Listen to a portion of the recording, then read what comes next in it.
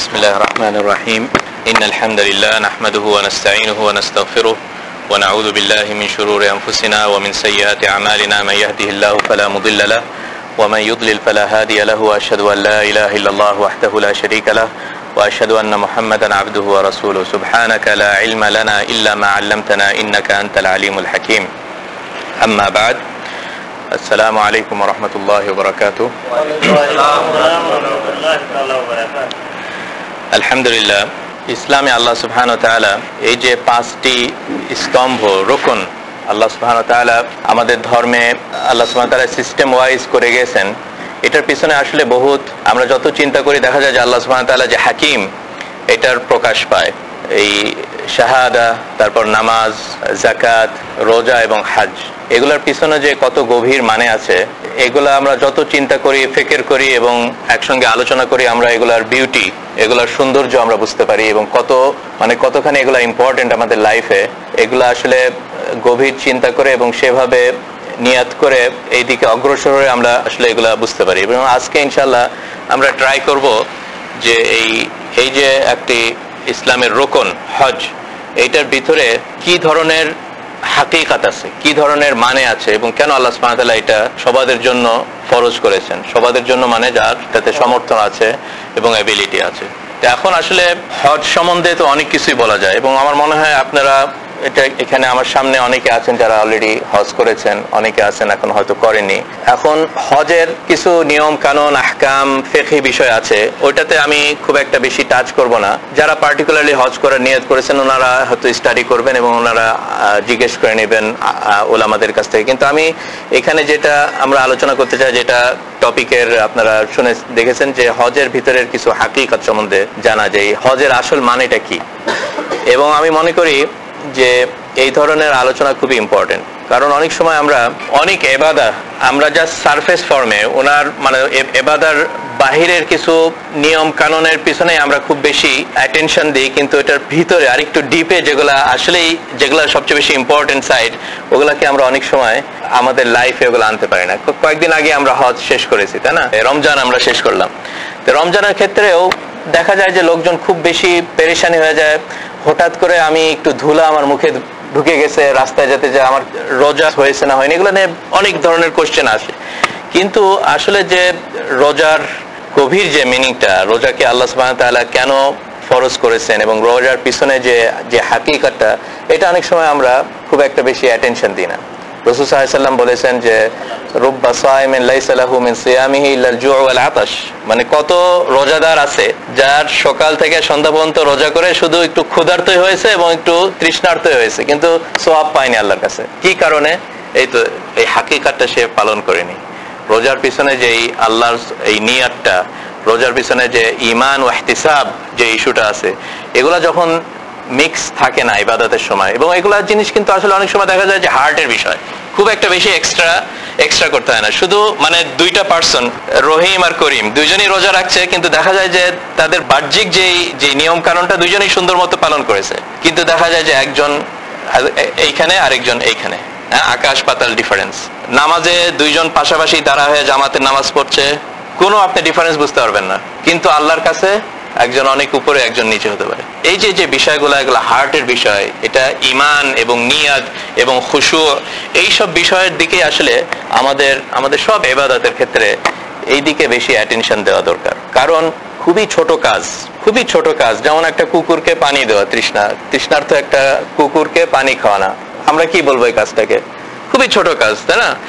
কিন্তু এই কাজটা যে করছে তার হার্টের ভিতরে কিছু আল্লাহর ভয়, ফিলিংস, এগুলা যখন একটু মিক্স থাকে, এই কাজটা কিন্তু অনেক বড় হয়ে যেতে পারে। এমন বড় হয়ে যেতে পারে যে আপনার পুরো লাইফের সব গুনাহকেও মাফ করে দিতে পারে এবং জান্নাতে প্রবেশ করে দিতে পারে, এত ছোট কাজ। আবার আমরা অপোজিট সাইডটা ধরি, খুবই বড় কাজ, মনে করেন জিহাদে যা মারা যায়, আচ্ছা কি বড়, আমরা মানে খুবই উন্নত মানের কাজ, তাই না? কিন্তু এই কাজটা করার সময় কিছু ভাই যেমন বললেন, রিয়া, লোকদেরকে দেখানা, আমি খুবই বীর বিক্রম, এইসব নিয়ত নিয়ে যদি আমরা জিহাদ করি, দেখা যাবে যে জীবনটাও গেছে, আবার আখেরাতেও তার লাইফটা শেষ। তার মানে আমরা কি বুঝতে পারলাম এখান থেকে, যে এই নিয়াতের ইস্যুটা। ওই জন্য খুবই মারাত্মক হাদিস, আমরা সবাই মুখস্থ করে থাকি। অনেক সময় মনে করি কেন সবাই হাদিসটা দিয়ে শুরু করে, ইন্নামাল আমালু বিন্নিয়াত, এইসব কথা চিন্তা করলে আমরা বুঝতে পারেন যে হাদিসটা আসলেই কতখানি ইম্পর্টেন্ট। তা আসুন আমরা আসলে আজকে এই হজ সম্বন্ধে বলি। এখন হজ সম্বন্ধে বলতে হলে অনেক টপিক আছে, অনেক ব্রাঞ্চ আছে, অনেক দিকে আমরা চলে যেতে পারি, কিন্তু যেহেতু আমাদের হাতে অনলি 40-50 মিনিট সামনে আছে, কাজে আমরা দেখা যাক যে ছোটখাটো দুই একটা টপিকের উপরে আমরা এমফেসিস দিই এবং আলোচনাটাকে ওইদিকে নিয়ে যাই।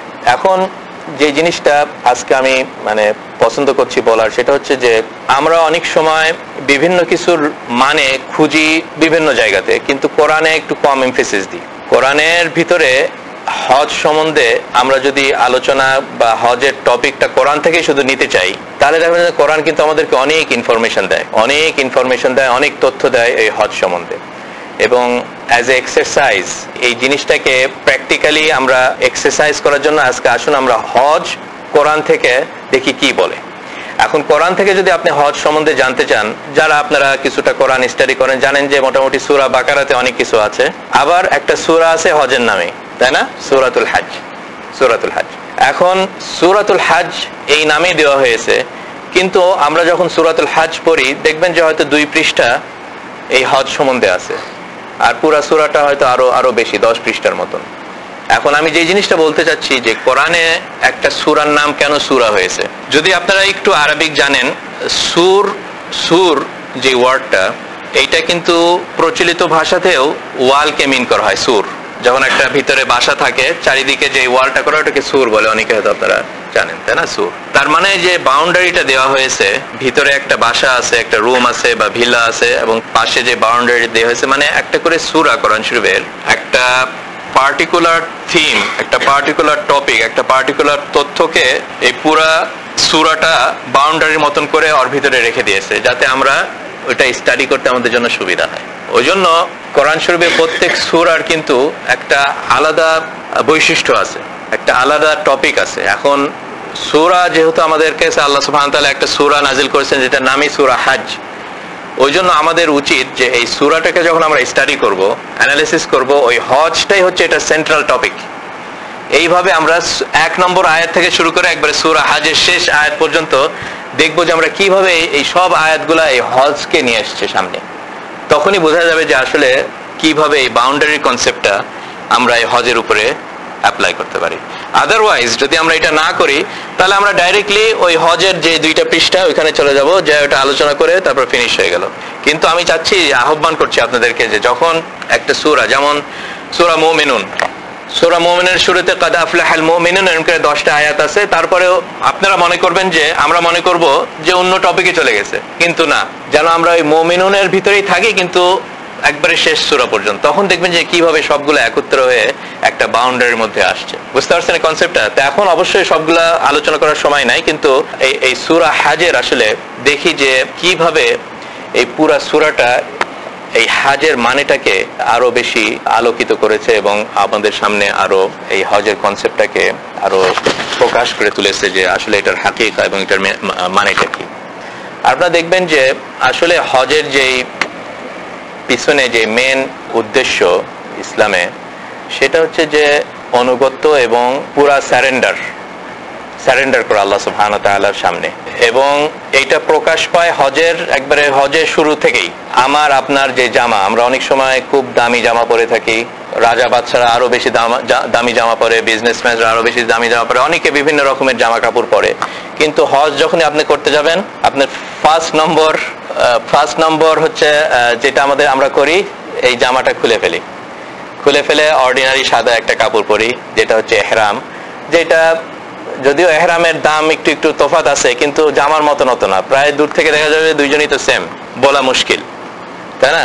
তো এই যে আমরা জামা খোলার সময় থেকেই আমরা কিন্তু একটা অলরেডি হজের একটা পার্ট আমরা করে ফেলেছি। মেইন যে পার্টটা, সেটা হচ্ছে সারেন্ডার করা আল্লাহ সুবহানাহু ওয়া তাআলার সামনে, যে এটা আমি খুলে রাখলাম, এখন এই যে এই জামাটা পরলাম, এখন আমি একটা জার্নি শুরু করছি টুয়ার্ডস আল্লাহ সুবহানাহু ওয়া তাআলা। ওই জন্য হজের পিছনে যে মিনিংটা, এটা হচ্ছে একটা জার্নি। হজ মানে হচ্ছে কাসদ, মানে কোনো একটা উদ্দেশ্যে আপনি রওনা হয়ে যাওয়াটা, এটাই হচ্ছে হজ।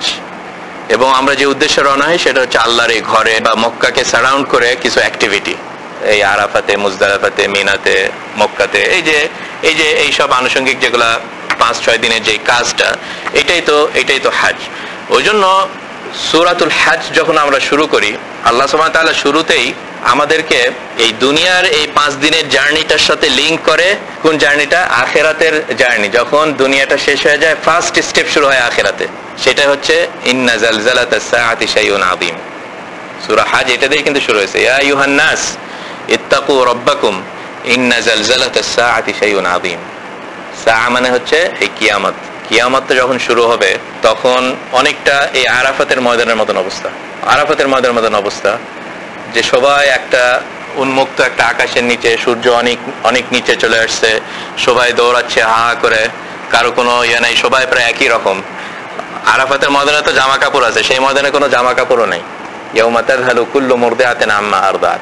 ওই জন্য খুবই ইম্পর্টেন্ট আমার দিনদার ভাইরা, যে যারা ইনশাআল্লাহ হজ করব আগামীতে, এবং আপনারা অনেকে করেছেন, এই যে হজের সাথে এই আখিরাতের যে লিঙ্কেজটা, হজের প্রত্যেকটা কাজের সঙ্গে আখিরাতের যে হাকিকতটা, এটা যখনই আপনি অ্যাটাচ করবেন হজের ভিতরে, দেখবেন যে আসলে অনেক মানে ক্লিয়ার হয়ে আসছে। এবং আশা করা যায় যে তখনই ইনশাআল্লাহ হজের পিছনে যে মেন উদ্দেশ্য, যে আত্মসমর্পণ করা, পুরা স্যারেন্ডার করা আল্লাহ সুবহানাহু ওয়া তাআলার কুদরতের সামনে, আপনার যতই টাইটেল হয়ে থাকুক না কেন, যতই ব্যাংক ব্যালেন্স হোক না কেন, যতই প্রভাবশালী এবং যতই আপনার দুনিয়াতে টাইটেল হয়ে থাকুক না কেন, হজে কিন্তু ওই আরাফাতের ময়দান বা রোজ হাশরের ময়দানে একই অবস্থা। আপনার আমল যতখানি আপনাকে হেল্প করবে, তাছাড়া আর আপনার দুনিয়ার কোনো কিছু আপনাকে সেরকম হেল্প করতে পারবে না। ওই জন্য আসলে এইটাই আমাদের হজের, আমি মনে করি যে সর্বপ্রথম যেই উদ্দেশ্যটা। এই সূরা হজের আরেকটু অগ্রসর হলে আপনারাও একটা আয়াত পড়বেন, সেটা হচ্ছে যে ইয়া আইয়ুহান নাস ইন কুনতুম ফি রাইবিন মিনাল বা'থ ফাইন্না খালাকনাকুম মিন তুরাবিন সুম্মা মিন নুতফাতিন, এইভাবে আয়াতটা কন্টিনিউ হয়েছে। এবং এখানে আয়াতটা আসলে মানুষের জন্মর আগে থেকে, যখনই কেবল কনসিভ হয়েছে তার মায়ের পেটে, তখনই মানুষ অনেকগুলা স্তর পার হয়, তাই না? নুতফা, তারপর আলাকা, ছোট একটা রক্তর, তারপরে আলাকা একটু জমে আবার মাংসর অংশ, তারপরে ওখানে আবার হাড় আসে, তারপর আস্তে আস্তে 9 মাসে কিভাবে এই যে চেঞ্জ হয়, পরিবর্তন হয়, তারপরে আবার সুন্দর একটা ছোট বাবু হয়ে এই দুনিয়াতে। এই যে এগুলার সাথে হজের কি রিলেশন হতে পারে? এই যে আমরা এই হজের একটার পর একটা স্তর পার হই, শুরুতে আপনার ইহরাম পরে মিকাত, তারপরে এই যে কয়েকটা বিভিন্ন স্তর, তাই না? এইগুলাও আমাদের চিন্তনীয় বিষয়, যে কিভাবে একটার পর একটা স্তর আমরা পার হচ্ছি। তারপরে মিনাতে গেলাম, তারপরে ওইখান থেকে আরাফাত দিন, তারপরে মুজদালিফা, তারপরে আবার মিনা, তারপর মক্কা। এই যে একটার পর একটা স্তর, এটা কিন্তু আমাদের জন্য একটা চিন্তনীয় বিষয়, এটা একটা চিন্তনীয় বিষয়। এবং তারপরে দেখা যায় যে এগুলা করার পরে যদি ইনশাআল্লাহ হজটা কবুল হয়, তাহলে যেমন এই শিশুটাই এই আয়াতের কথাতে অনুযায়ী একেবারে নিষ্পাপ হয়ে জন্মগ্রহণ করেছে, আপনার হজটাও ইনশাআল্লাহ এগুলো স্তর পার হওয়ার পরে, যেমন রাসূল সাল্লাল্লাহু আলাইহি ওয়াসাল্লাম বলেছেন, মান হাজ্জা ফালাম ইয়ারফুত ওয়ালাম ইয়াফসুক রাজাআ কায়াউমি ওয়ালাদাতহু উম্মুহু। তার মা যেমন তাকে ছোট প্রসব করেছে, কোনো নিষ্পাপ সেই মতোই একটা হাজি ফেরত আসে তার বাসাতে, সেই হিসাবে ফেরত আসে। ওই জন্য এটাও কিন্তু আপনারা হজের সময় এই জিনিসটা চিন্তা করবেন, যে এই যে একটার পর একটা স্টেপ এবং ফেজ, এবং আমরা একটার পর একটা কাজ করছি আল্লাহ সুবহানাহু ওয়া তাআলার জন্য, সেটা যেন আমাদেরকে ওই দিকে রিমাইন্ড করে যে ইনশাআল্লাহ এগুলোর থ্রুতে আমাদের গুনাহ মাফ হয়ে যাচ্ছে এবং একটা নিষ্পাপ হিসাবে আমরা বের হয়ে আসছি। এবং এইটার দিকেই এই সূরা হজের শুরুতে আল্লাহ সুবহানাহু ওয়া তাআলা আমাদেরকে এইভাবে প্রিপেয়ার করছে আমাদের এই জার্নিটা, লাইফের জার্নি। এবং ছোট বাবু হওয়ার পর থেকে আস্তে আস্তে আমরা বড় হই, তারপরে আমাদের যে বালেগ হয়ে যাওয়ার পরে আমরা এই দুনিয়াতে বিভিন্ন কাজ করি, তারপর আবার আমরা আখিরাতের দিকে আল্লাহর দিকে, মানে মারা যাওয়ার পরে আবার আল্লাহ সুবহানাহু ওয়া তাআলার দিকে আমরা অগ্রসর হই। তো এগুলাও হজ, এই জার্নিটাতে যেন আমরা আমাদের এই পুরা লাইফের রিয়ালিটিটা যেন আমরা বুঝতে পারি। আসলে রাসূল সাল্লাল্লাহু আলাইহি ওয়াসাল্লাম এই সাইডটার ইঙ্গিত অনেক জায়গায় দিয়েছেন, তাই না? মনে আছে না আপনাদের ওই হাদিসটা, 40 হাদিসের ভিতরে আছে, যে ইবনে ওমরকে রাসূল সাল্লাল্লাহু আলাইহি ওয়াসাল্লাম একদিন বলেছিলেন যে কুন ফিদ দুনিয়া কান্নাকা গারিবুন আও আবিরুস সাবিল, কান্নাকা গারিবুন আও আবিরুস সাবিল, যে হে ইবনে ওমর, তুমি দুনিয়াতে তোমার পরিচয় এরকম দাও বা এরকম হও তুমি দুনিয়াতে, যে তুমি গরিব মানে আমি, আপনারা সৌদি আরবে গরিব বুঝতে পারি তো আমরা, না? যে আমরা আসছি কিছুদিনের জন্য, প্রত্যেক বছরে খুব পেরেশানি হয়, আকামা রিনিউর সময় যে হবে নাকি, তারপরে রিনিউ হয়ে যায়, ওকে আরো 1 বছর আছি আলহামদুলিল্লাহ। এই যে একটা অবস্থা, টেম্পোরারি অবস্থা, নিজেরা জানে না যে কখন নিয়ে হবে, তাই না? আও আবিরুস সাবিল, মুসাফিরের মতন এখান থেকে মনে করেন মদিনায় যাচ্ছি আমরা সফর করতে, মাঝখানে সাকো ওই যে ইয়ে আছে না ওই পেট্রোল পাম্প, হ্যাঁ সাসকো পেট্রোল পাম্প, ওইখানে বসে কি আপনি একবার সুন্দর বাসা বিল্ডিং বানায় এখানে থেকে যাচ্ছেন না, আপনার উদ্দেশ্য একটা অন্য জায়গায় আছে। ওইখানে বসে হয়তো কিছু চা পানি খেয়ে আমরা একটু বাথরুম সেরে আবার আমাদের সামনে, এই যে এটা হচ্ছে আবিরুস সাবিল। ওই জন্য এই হজটা অলওয়েজ আমাদেরকে এটা রিমাইন্ড করে দেয়, মিনাতে গেলে না এখানে আমাদের স্থান না, তারপরের দিন আরাফা যেতে হবে, আরাফাতে কিছুক্ষণ থাকার পরে না আবার আমাদের আরেকটা কাজ আছে। এই যে 5 দিনের যে একটা অ্যাক্টিভ একটা কর্মসূচি, তাই না, এগুলোও কিন্তু আমাদেরকে অলওয়েজ ওই সাইডে আমাদেরকে করে যে আমরা একটা অলওয়েজ জার্নি। ওই জন্য এই দুনিয়াটাকে যখনই আমরা এই কনসেপ্টটা চলে যায় আমাদের মাথা থেকে এবং দুনিয়াকে আমরা একবারে পার্মানেন্ট অ্যাড্রেস হিসেবে নিয়ে নিই, তখনই প্রবলেম, তখনই শয়তান হচ্ছে বুঝায় নেয় ওকে ঠিক আছে এখানেই কবর হয়ে আর এখানেই থেকে যাবে, আর কোনো যাত্রার কোনো চিন্তা নাই। ওই জন্য আসলে হজ আমাদেরকে এই সাইডটাও অনেক এমফেসিস দেয় এবং এই সাইডটার দিকে আমাদের দৃষ্টি আকর্ষণ করে। আসলে হজের ইয়েগুলো আসলে অনেক, কিন্তু এই সূরাটা আমাদেরকে আস্তে আস্তে এইভাবে প্রিপারেশন আমাদেরকে নিয়ে যাচ্ছে এবং একটা সাইডে এই সূরাটা খুব বেশি তাকিদ দেয়, সেটা হচ্ছে যে আসলে যে সব কিছুই আল্লাহ সুবহানাহু ওয়া তাআলার যে কুদরত এবং আল্লাহ সুবহানাহু ওয়া তাআলা যে আমাদের উপরে যে কন্ট্রোলটা আছেন এবং আমরা আল্লাহর সামনে পুরা 100% স্যারেন্ডার, এটাই হচ্ছে আবদের পরিচয়। আবদ মানে কি? আবদ মানে বান্দা, এবং এই বান্দা তখনই বান্দা হতে পারে যখন তার ভিতরে দুইটা জিনিস খুবই বেশি থাকে।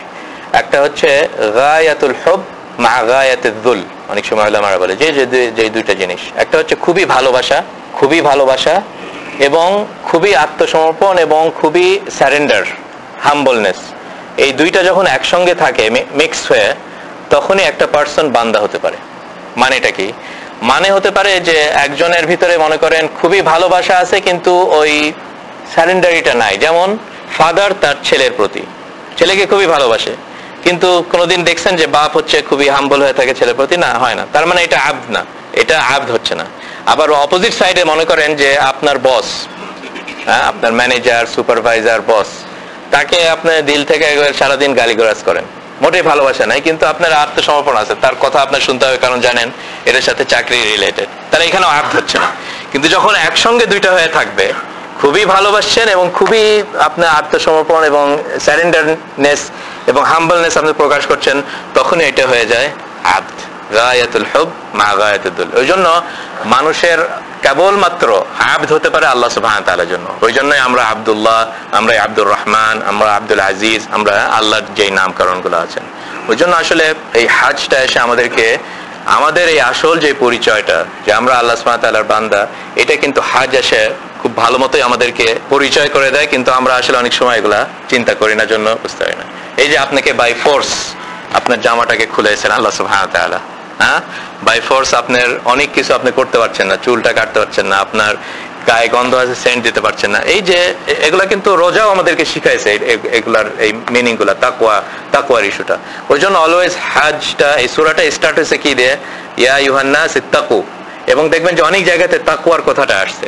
ওই জন্য তাকওয়াটা একটা আলাদা টপিক, এখানে হয়তো আপনারা আগেও শুনেছেন, কিন্তু এই তাকওয়াকে কখনো আমরা হজ থেকে সেপারেট করা যাবে না, দুইটা একসঙ্গে একত্রভাবে আছে। শুধু হজের ব্যাপারে না, সবকিছুর ব্যাপারে যে আল্লাহর এই বান্দার যে পরিচয়টা, আল্লাহর ভয়, খুশু, খুদু, আল্লাহর ভালোবাসা, এগুলো আমাদের আসলে সব স্টেপেই 24 আওয়ার্স সবসময় আমাদের কাজ এবং নিয়াতে এই কনসেপ্টটা থাকতে হবে। এবং আসলে দেখা যায় যে দুনিয়াতে সবকিছুই কিন্তু আল্লাহর অর্ডারেই চলছে, শুধু আমরা, আল্লাহ আমাদেরকে আকল দিয়েছেন এবং এরাদা দিয়েছেন জন্য আমরা অনেক সময় ঘাড় বাঁকা হয় এদিক ওইদিক চলে, কিন্তু সবকিছু কিন্তু আল্লাহর কমান্ডেই চলছেন। আমাদের থেকে অনেক অনেক বেশি পাওয়ারফুল আল্লাহর মাখলুকাত, যেমন সূর্য। ওই জন্য আয়াতে বলছেন আলাম তারা আন্নাল্লাহা ইয়াসজুদু লাহু মান ফিস সামাওয়াতি ওয়াল আরদ, সবাই আল্লাহ সেজদা করছে। সেজদা মানে না যে আমরা নামাজে যে সেজদাতে পড়ি, কিন্তু সেজদা মানে হচ্ছে যে আল্লাহর কমান্ডের প্রতি পুরা 100% সারেন্ডার করছেন। সূর্যকে আল্লাহ সুবহানাহু ওয়া তাআলা বলছেন যে প্রত্যেক দিন একটা পার্টিকুলার কাজ আছে, সে 100% পালন করে যাচ্ছে। সূর্য থেকে আরো বেশি পাওয়ারফুল, যেমন মালাইকা, জিবরিল, এগুলা সবাই আল্লাহ সুবহানাহু ওয়া তাআলা করছেন। কিন্তু মানুষের ক্ষেত্রে এসে দেখা গেছে যে আমরা এত দুর্বল একটা ক্রিয়েশন, তাও দেখা যায় যে অনেক সময় আমরা এরকম আল্লাহর পুরা এই ইবাদতটা ঠিক মতো আমরা পালন করি না। ওই জন্য হজটা এসে আমাদেরকে এই সাইডটাতে টাচ করেন যে তোমরা হজের সময় যে আল্লাহর সুবহানাহু ওয়া তাআলার যে এই সারেন্ডার এবং আল্লাহর দিকে এই সাবমিশন, এটা তোমরা করো। আপনারা জানেন যে আখিরাতের যেগুলা একটার পর একটা যেগুলো ঘটনা ঘটবে, এগুলা স্টার্ট হয় একটা ডাক থেকে, তাই না? সিংহায় ফুদ দেওয়া থেকে একটার পর একটা ইভেন্টস আছে, সবাই চলে আসে মাহশারে, তারপর একটা ফায়সালার স্বয়ং আল্লাহ সুবহানাহু ওয়া তাআলা নিজেই নেমে আসেন এবং তার বান্দার ফায়সালা করেন, তারপরে জান্নাত অথবা জাহান্নাম। এই যে আখিরাতের যে এই ইয়াগুলা হজের সাথেও কিন্তু খুবই ক্লোজ রিলেশন। হজে কে প্রথম ডাক দিয়েছিলেন? ইব্রাহিম আলাইহিস সালাম। তো এই সূরাতে আল্লাহ সুবহানাহু ওয়া তাআলা এই কথা বলছেন যে ওয়াইদ বাওয়ানা লিইব্রাহিমা মাকানাল বাইতি আল্লা তুশরিক বি শাইআ, তারপরে বলছেন ওয়াআযযিম ফিন নাসি বিল হজ, হে ইব্রাহিম আলাইহিস সালাম আপনি আজান দিয়ে দেন, লোকদেরকে আহ্বান করেন, আসো তোমরা হজ করতে আসো। এবং আপনারা জানেন যে ফার্স্ট যখন ইব্রাহিম আলাইহিস সালাম কল করেছিলেন কেউ ছিল না, ছোট একটা পাহাড়ের উপর উঠে বলছে হে মানুষ জাতি, ইয়া আইয়ুহান নাস, আল্লাহ তোমাদেরকে হজ করতে বলছে, তোমরা হজ করতে আসো। ইব্রাহিম আলাইহিস সালাম নিজে হতে চিন্তা করেনি যে ওনার যে এই ডাকটা, আহ্বানটা তখন থেকে এখন পর্যন্ত প্রত্যেক বছরে মিলিয়নস অফ লোকরা হজ করছে, একবারে কিয়ামত পর্যন্ত আল্লাহ জানে যে কত লোক এই আহ্বানটা সাড়া দিয়েছেন, তাই না? তো এই যে আহ্বানের সাড়াটা দিয়ে তারপরে এই হজের অনুষ্ঠানটা এইভাবে শুরু হয়েছে। ওই জন্য আমরা যখন হজ করতে যাই কি বলি আমরা? লাব্বাইক আল্লাহুম্মা লাব্বাইক। লাব্বাইক মানে কি? হাজির, আমি আসছি। ওই ইব্রাহিম আলাইহিস সালামের সারাটারে আমরা সবাই ওইটারই রিপ্লাই দিই, তাই না? যে আমি আসছি, হে আল্লাহ আমি আসছি। কারণ ইব্রাহিম আলাইহিস সালাম আল্লাহর কলটাই উনি পাশে দিয়েছিলেন। তো সেইভাবেও আখিরাতে এই বাঁশিতে ফু দেওয়া থেকে শুরু হয় আল্লাহ সুবহানাহু ওয়া তাআলার আহ্বান এবং সবাই একত্র হয়। এবং হজটাও আমাদেরকে এইটাই ট্রেনিং দেয় যে ইব্রাহিম আলাইহিস সালাম ডাকার পরে একটার পর একটা অনুষ্ঠান শুরু হয়ে যায়, একবার আরাফাতের ময়দানে, তারপরে তার পরের দিন আরাফাটাই তো আপনার হজের মেন একটা অনুষ্ঠান, তাই না?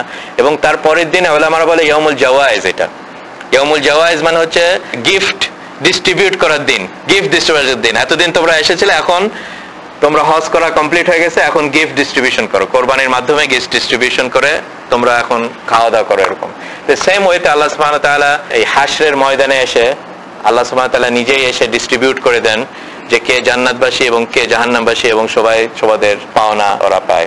তো এগুলাও আমাদের আসলে চিন্তা করা উচিত এই হজের বিভিন্ন অনুষ্ঠানে। তারপরে আসলে হজের পিছনে যে মেন ত্যাগ এবং শিকার এবং কোরবানি, আমরা যারা হজ করি না আমরা তো কোরবানি দিই, তাই না? সবাই, সারা মুসলিম উম্মাহ যেখানেই থাকুক না কেন তারা কোরবানি দেয়। আল্লাহ সুবহানাহু ওয়া তাআলা চান যে কাউকে বঞ্চিত করতে আল্লাহ সুবহানাহু ওয়া তাআলা চান না, সব ইবাদতের ক্ষেত্রেই। মনে করেন যে একটা ইবাদার এক্সাম্পল দিই যাতে জিনিসটা বুঝতে আপনাদের সুবিধা হয়। আজান তো একটা ইবাদত, কিন্তু আমরা তো সবাই এই ইবাদতে অংশগ্রহণ করতে পারি না। অংশগ্রহণ মানে আমরা ডাইরেক্টলি আজান দিতে পারি না, কারণ একটা মসজিদে মনে করেন 100 জন লোক আছে, একজনেরই তো আজান দিতে হবে। সবাই 100 জন মিলে একসঙ্গে আজান দিলে তো হবে না, মসজিদে একজনের দিতে হবে। কিন্তু আল্লাহ সুবহানাহু ওয়া তাআলা যে মুয়াজ্জিন তাকে একটা সওয়াব দিয়েছেন, কিন্তু অন্যদেরকেও বঞ্চিত করেনি। ওরা বলছেন যে আল্লাহ বলছেন যে তুমিও রিপ্লাই দাও তার সাথে, ইনশাআল্লাহ সওয়াব পেয়ে যাবে, তাই না? ওই জন্য আমরা সবাই রিপ্লাই দিই, এবং মুয়াজ্জিন যদিও একজন। তো সিমিলার ওয়েতে হজ যদি বছরে পুরা মুসলমানরা আমরা কত 1.8 বিলিয়ন 1.5 বিলিয়ন মুসলমান সারা বিশ্বে, তাই না? কিন্তু হজ করে কত 30 লাখ অথবা তারও কম বেশি, তাই না? 3 মিলিয়ন মনে করেন হজ করে।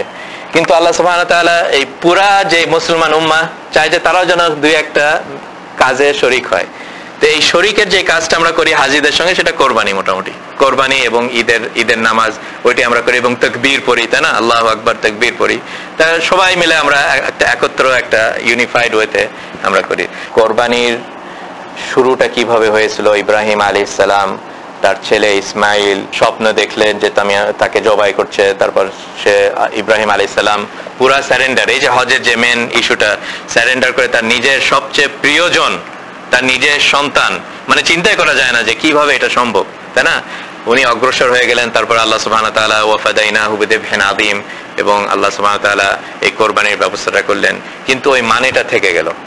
এটাই আমাদের সবকিছুর মানে হজের পিছনে যদিও মানে এই ছোটখাটো যেগুলো ঘটনা আমরা দেখি, এটার পিছনের যে হিস্টোরিক্যাল মিনিং ওগুলো সবসময় আমাদের সামনে আনা দরকার। এবং কোরবানিটা কারিব থেকে আসছে, যে একটা মানুষকে আল্লাহর নিকট নিয়ে যায়। কারিব, কারিব মানে তো আমরা বুঝি, তাই না? এই যে ত্যাগ আপনি করছেন, যে আপনার প্রিয় যে জিনিসটাকে আপনি ভালোবেসেছেন সেটাও আপনি ত্যাগ করতে স্বীকার করলেন, তখন আল্লাহ সুবহানাহু ওয়া তাআলার আপনি খুবই কারিব হয়ে গেলেন এটার কারণে। এখান থেকেই কোরবানি আসছে। এবং হজ আমাদেরকে এটাই শিখায় যে আল্লাহ সুবহানাহু ওয়া তাআলার জন্য যদি আমরা ত্যাগ স্বীকার করি, তাহলে নিশ্চয়ই আল্লাহ সুবহানাহু ওয়া তাআলা আমাদেরকে কারিব করবেন। এবং যদি আল্লাহ সুবহানাহু ওয়া তাআলা আমাদেরকে নিকট করেন, তাহলে আর ভয় কি, চিন্তা কি, তাই না? তাহলে আর কোনো চিন্তা নাই আমাদের, আমরা আল্লাহর ওলি হয়ে গেলাম তখনই। আমরা যদি আল্লাহর কারিব হয়ে যাই কোরবানির থ্রুতে, তাহলে ইনশাআল্লাহ আল্লাহ আমাদেরকে সব ক্ষেত্রেই আমাদেরকে হেল্প করবেন। আল্লাহ সুবহানাহু ওয়া তাআলা রোজা সম্বন্ধে বলছেন, ওয়াইদা সাআলাকা ইবাদি আন্নী ফাইন্নী কারিব উজিবু দাওয়াতাদ দাঈ ইযা দাআন ফালিয়াস্তাজিবু লি ওয়ালিয়ুমিনু বি লাআল্লাহুম ইয়ারশুদুন। ওইজন্য আসলে এই কোরবানিটার মানে অনেক সময় আমরা ভুলে যাই এবং এর ভিতরে রিয়া চলে আসে। ওই জন্য প্রত্যেক বছরের মতন এই বছরও হয়তো আপনারা পেপারে শুনবেন যে অমুক ব্যক্তি 1 লাখ 2 লাখ না কত দেয়া গরু কিনছে, তারপর পেপারে ছবি আসছে, সুন্দর করে সাজায় রাখছে। এইখানে ভালো, যদি নিয়াত ভালো থাকে এটা আমি খারাপ বলবো না, ইনশাআল্লাহ আল্লাহ কবুল করুক। কিন্তু অনেক সময় আমাদের ভিতরে এই মিনিং গুলো আমরা চিন্তা করি না, হয়ে যায় কম্পিটিশন। ইভেন এই কোরবানির ভিতরেও কম্পিটিশন শুরু হয়ে যায়। তো এগুলা নষ্ট করে ফেলে ইবাদতকে, এবাদতকে নষ্ট করে ফেলে। যেমন আপনাদেরকে শুরুতেই জিহাদের এক্সাম্পল দিলাম, এত ভালো কাজ, কিন্তু ওই মাল্টিপ্লিকেশনের মতন আমরা তো ছোটখাটো অঙ্ক জানি যে বড় অঙ্ককে যদি শূন্য দিয়ে আপনি গুণ করেন কি হবে, রেজাল্ট শূন্যই হবে। খুব বড় অঙ্ককে শূন্য দিয়ে গুণ করলে শূন্যই হয়ে যাবে। ওই জন্য যেন আমাদের কাজগুলো শূন্য না হয়ে যায়, ওই জন্য যেন সবকিছু আল্লাহ সুবহানাহু ওয়া তাআলার জন্য হয়। ওই জন্য এই সূরাতে আল্লাহ সুবহানাহু ওয়া তাআলা বলছেন, লা ইয়ানালাল্লাহু লুহুমুহা ওয়ালা দিমাউহা ওয়ালাকিন ইয়ানালুহুত তাকওয়া মিনকুম। মানে আল্লাহ সুবহানাহু ওয়া তাআলার মাংস দরকার নাই, রক্ত দরকার নাই, বা এগুলো পুষবে না আল্লাহর কাছে। কোনটা পুষবে? ওই কাজটা করার সময় আপনার দিলে কি ছিল, এইটাই আল্লাহর কাছে যাবে, আর অন্যগুলো এখানেই থেকে যাবে। ওই জন্য আমরা এক্সারসাইজ করব, হজ এসে আমাদেরকে এটা বেশিভাবে মানে রিমাইন্ড করে দেয়। কিন্তু আমাদের প্রত্যেক ক্ষেত্রে যেন আমরা এই জিনিসটা দেখি যে আমাদের নামাজের সময় আল্লাহর কাছে এক্সারসাইজের ইয়াগুলো যাবে না, যেটা যাবে নামাজের সময় যে হার্টের ফিলিংসটা। সব ক্ষেত্রে আমরা এই ফর্মুলাটা কিন্তু অ্যাপ্লাই করতে পারবো। এই কোরবানির যে ফর্মুলাটা, লা ইয়ানালাল্লাহু লুহুমুহা ওয়ালা দিমাউহা ওয়ালাকিন ইয়ানালুহুত তাকওয়া মিনকুম, সব কাজেই কিন্তু আমরা এটা অ্যাপ্লাই করতে পারবো। এই ক্ষুধা এবং এগুলো আল্লাহর কাছে যাবে না, যেটা যাবে যে আমি রোজা রাখার সময় যে কনসেপ্টটা ছিল, আমার নিয়াতটা কি ছিল, এটা আল্লাহ সুবহানাহু ওয়া তাআলার কাছে যাবে। ওই জন্য যেন আমরা এইসব দিকে খেয়াল করি। হজের একটা বড় শিক্ষণীয় বিষয় হচ্ছে আসলে মনে করি যে ধৈর্য। হজটা আসলে এমন একটা কাজ যেটাতে ধৈর্য খুবই দরকার। এইভাবে ধৈর্য খুবই দরকার যে মেজাজটা খারাপ হয়ে যায়, খুবই গরম, তারপরে বিভিন্ন গ্রুপের সাথে একসঙ্গে কাজ করতে হবে। একটা গ্রুপের ভিতরে থাকলে অনেক রকমের লোক আপনি পাবেন, একসঙ্গে কাজ করতে হবে কিন্তু অনেক মেন্টালিটির লোক, তখন আপনার সাথে অন্যর কথা কাটাকাটি, এই যেগুলো আমরা সবাই দেখি হজে, তাই না? হ্যাঁ, ছোটখাটো জিনিস নেই, এই রান্না বাড়ি নিয়ে, এইটা খাওয়াটা নিয়ে, দুপুরের খাওয়ার সময় এটা কেন হলো, এটা এই যে এগুলো নিয়ে যেগুলো আমরা সবসময় ঘটনাগুলো ঘটেই থাকে প্রায় সবসময়। হজে মেজাজটা খারাপ হয়ে যায়, এটা হয়ে যায়। তো এইসব ক্ষেত্রে আপনি কিভাবে নিজেকে কন্ট্রোল করবেন, এটা কিন্তু একটা হজের বড় শিক্ষণীয় বিষয়। ওই জন্য রাসূল সাল্লাল্লাহু আলাইহি ওয়াসাল্লাম বলেছেন, মান হাজ্জা ফালাম ইয়ারফুত ওয়ালাম ইয়াফসুক রাজা কায়াউমি ওয়ালাদাতহু উম্মু। মানে হজের যেই পুরস্কার আমরা যেটা শুনি, সেই পুরস্কারটা কিন্তু অত সহজে পাওয়া যায় না। পুরস্কারটা কি? যে সে হজ থেকে ফেরত যায়, তার মাতা তাকে যেই দিন জন্মগ্রহণ করেছে সেই অবস্থায় ফেরত যায়, মানে কোনো গুনাহ থাকে না।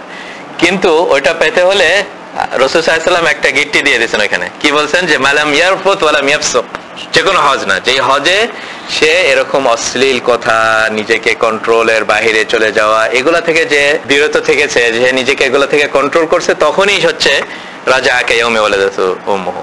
এটা হচ্ছে আল হাজ্জুল মাবরুর। কিন্তু এগুলা কন্ট্রোল আমরা নিজেরাই আজ করে যে আমরা নিজেরা কতখানি এগুলা করতে পারি।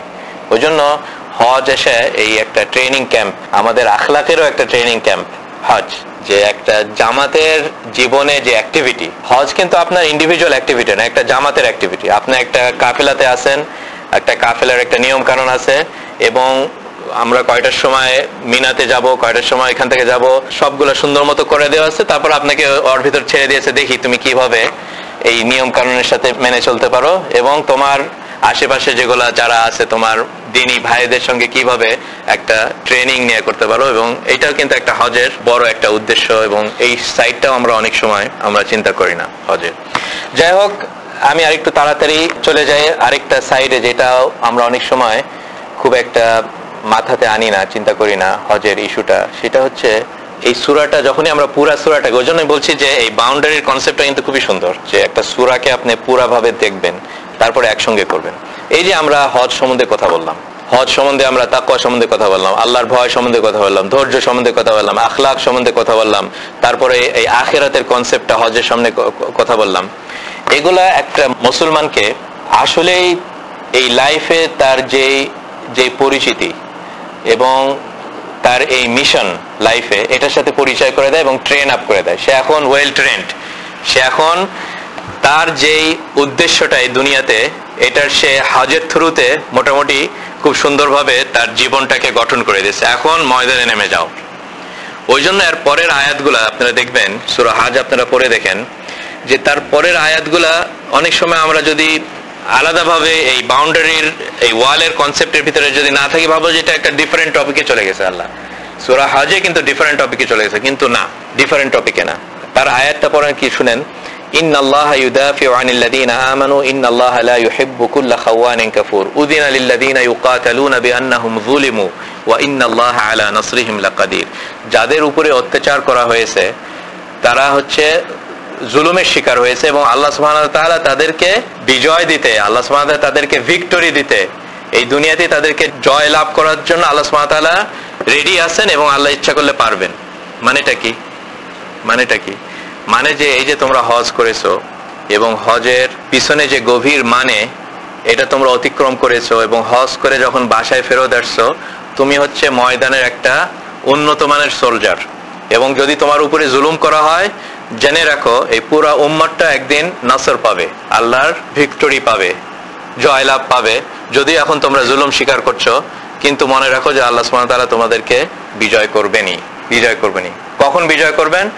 যখন তোমরা এই হজের থ্রুতে এই তোমাদের লাইফের উদ্দেশ্যটা পারছো, এই জার্নিটা করে আসছো, এবং এই ট্রেনিং ক্যাম্পে তোমরা ওয়েল প্রিপেয়ার্ড হয়ে আসছো, এখন তোমরা ময়দানে নেমে যাও। তারপরে দেখেন আয়াতগুলা, আল্লাযীনা ইম্মাক্কান্নাহুম ফিল আরদি আকামুস সালাতা ওয়া আতাউয যাকাতা ওয়া আমারু বিল মা'রুফি ওয়া নাহাউ আনিল মুনকার ওয়ালিল্লাহি আকিবাতুল উমুর।